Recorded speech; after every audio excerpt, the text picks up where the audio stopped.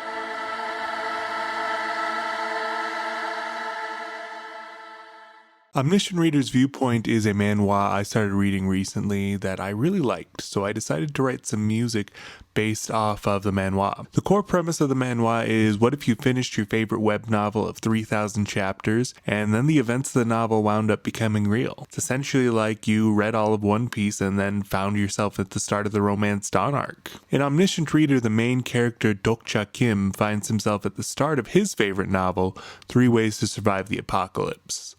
And as the name implies, the apocalypse starts happening around him, and it's revealed that he's on a stream for gods across the universe where they put lower life forms in apocalyptic situations and stream it to heaven's version of Twitch. He finds himself partnering with the main character Jung Hyuk-yu to survive the apocalypse. One of my favorite parts of the manhwa is the big spanning images that portray these beautiful, majestic scenes, but the actual scene's visuals are made up of a fantasy war zone. What I've decided to do is I picked a couple visual references from scenes I liked and imagined a piece of music that would go with those scenes if this was made into an anime. The first scene I chose was a moment after the first scenario where the main characters realize the situation they're in. In the first scenario, they've been made to kill someone or something on the train, or else they would be killed themselves. And after they've done this, they look outside the train windows and they see this apocalyptic fantasy situation happening around them, and they realize that things are changing and they're not going to be the same for them anymore. The second scene I chose is one where Dokcha and his partner Gil-young are looking over the Seoul skyline.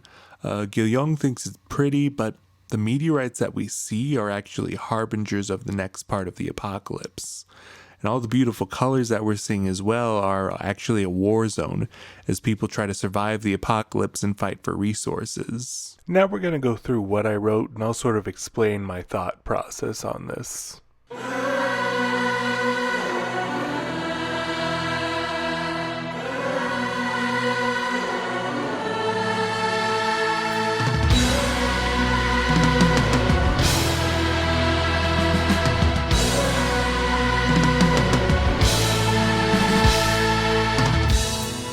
So in this first section, we open with some big 2D vocal chords with strings.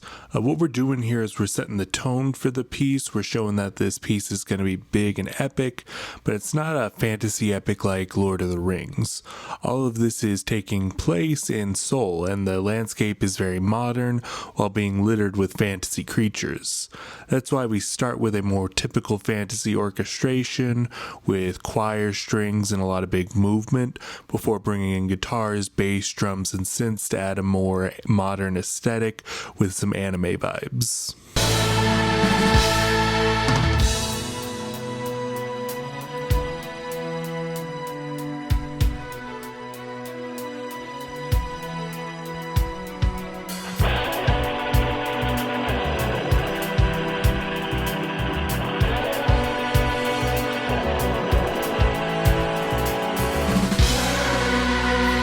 Before everything that we had heard, it was big, it was majestic, and this next section that we're entering, rather than having a bunch of 2D sections, we've got movement across sections. We've got a viola line that moves on its own, a cello line moving on its own, the hi-hat setting their own pulse and doing their own little rhythmic things.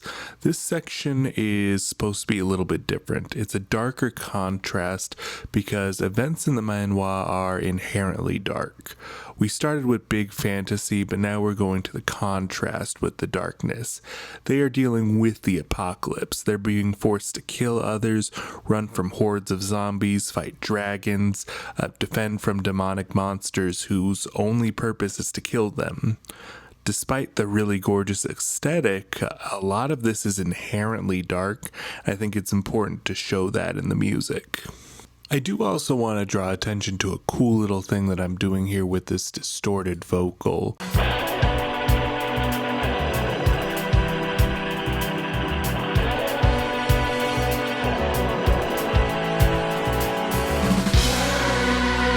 In this section of the distorted vocal, the scenarios they're running through are overseen by these fairy goblin creatures called dokaibi.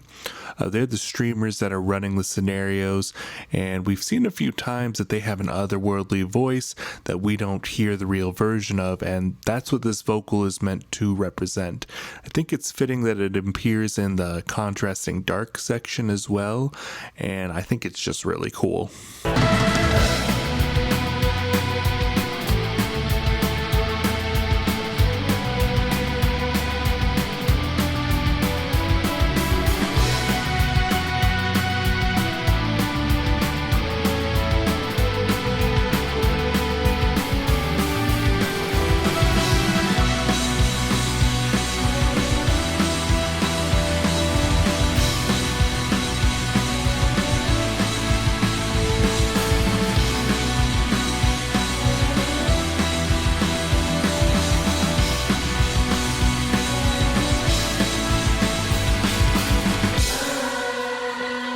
The next section is more high energy. It's going to have several applications, but if we were to think of it in the context of an anime, it's primarily going to be something you could use in scenes with a lot of action. Beyond that, it does have some character application though. The violin represents Jung Hyuk-yu, the true protagonist, then the protagonist of 3 Ways to Survive the Apocalypse, and Dokja is represented by the horn. In the first half, the violin is taking the lead, which is again symbolizing Jung Hyuk-yu as the protagonist, and Dokja is supporting him with horn counterlines. Then in the second half, or his own story, Omniscient Reader, Dokja's horn line becomes the main focus and the main character of his story.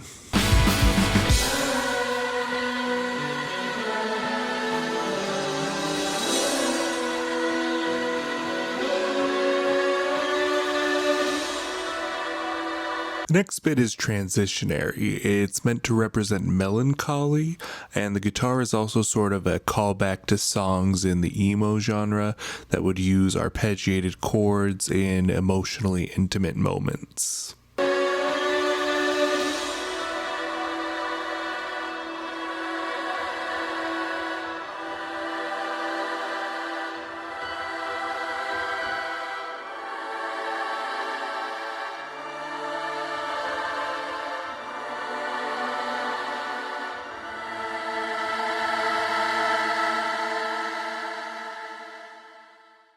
We then go into a more dense choir part that isn't as big and is still a little more melancholy. It's meant to represent humanity and humanity's struggle in these situations. On top of that, we've got a spacey piano layer, and the piano layer is meant to represent the gods watching this stream. The gods watching the stream are called constellations, so I thought some quick plinked out spacey piano would represent that really well and represent the interplay between humanity and the constellations who are sponsoring them. Now let's go ahead and take a listen to this all the way through.